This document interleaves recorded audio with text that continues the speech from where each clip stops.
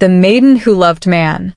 Once upon a time, in a village nestled deep within a verdant valley, there lived a young maiden named Alara.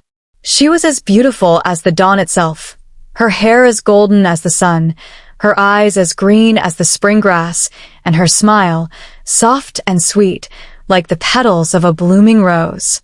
Alara had grown up in a peaceful world, surrounded by the beauty of nature and the warmth of the people she loved. Yet, despite her serene existence, there was a longing in her heart, a longing for love.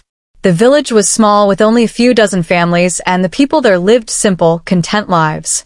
They worked the land, tended to animals, and celebrated the seasons with festivals of music and dance. But the heart of every young woman in the village was drawn to the idea of love, and Alara's heart, too, was full of this longing. She had heard stories of great loves, tales of knights who fought for their ladies, of maidens whose hearts were won with words and gestures of deep affection.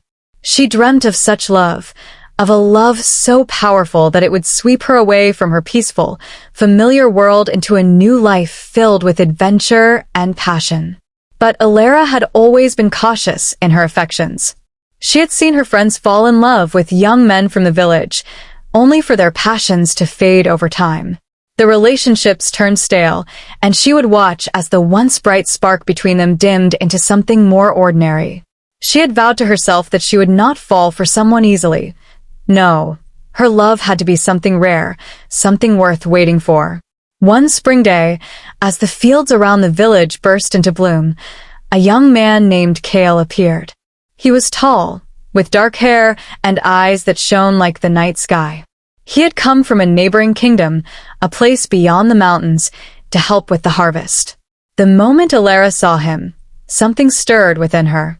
She watched as he worked alongside the villagers, his strong hands and confident manner quickly earning him the respect of all. He had a quiet presence that seemed to make everything around him feel alive, like the earth itself had woken up at his arrival. Over the weeks that followed, Alara could not stop thinking about him. She would find excuses to visit the fields, where Kale worked, to watch him from a distance. His movements were fluid and purposeful, and there was a strength in the way he carried himself. But it was not just his outward appearance that caught her attention, it was his kindness.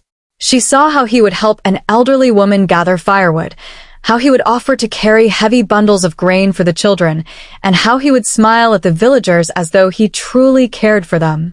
Yet, despite her growing affection, Alara remained cautious. She did not want to fall for him too quickly.